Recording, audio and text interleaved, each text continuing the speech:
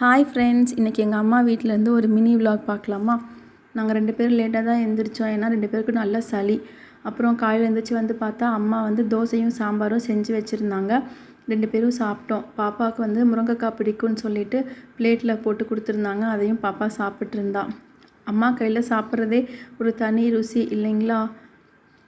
என்னதான் நம்ம என்ன சமைச்சாலும் அம்மா கொஞ்சமாக ஏதாவது பொருள் போட்டு தான் செய்வாங்க. ஆனால் நல்லா டேஸ்ட்டாக இருக்கும். அப்புறம் அப்பா வந்தார். அப்பா வந்தோடனையும் அப்பாவும் விளாண்டுட்டு இருந்தாங்க.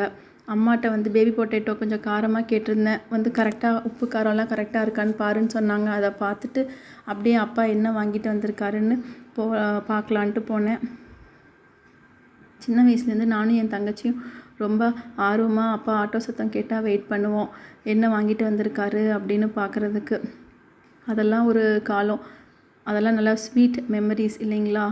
அப்புறம் அம்மா முந்திரி வாங்கிட்டு வர சொல்லியிருப்பாங்க போல், அதுவும் வாங்கிட்டு வந்திருக்காரு. எங்களுக்கு வந்து இந்த கடையில் இந்த ப்ரெட் ரொம்ப பிடிக்கும். ஆல்ரெடி பாப்பா அந்த ப்ரெட்டு சாப்பிட்ருப்பாளாட்ருக்கு. அப்பாட்ட வந்து இளநீ கொடுக்க சொல்லி கெஞ்சிகிட்ருக்கா. ஏன்னா நான் வந்து கொடுக்க மாட்டேன்னு சொல்லிட்டேன் சளியாக இருக்கனால. தங்கச்சி வீட்டுக்கு வந்தோம். தங்கச்சி பாப்பாவுக்கும் சளியாக இருக்கனால கற்பூரவள்ளியும் துளசியும் பறிச்சுட்டு வந்தோம். கொஞ்ச நேரம் தங்கச்சி பாப்பா கூட விளாண்டுட்டு அவங்க புட்டு செஞ்சாங்கன்னு சொல்லிவிட்டு அதை பாப்பாவுக்கு 2 வாய் ஊட்டிட்டு அப்புறம் அந்த பலாச்சக்கையை வச்சுட்டு கிரேவி செஞ்சுருந்தாங்க. அதையும் வாங்கிட்டு வீட்டுக்கு வந்துட்டேன். பாய்.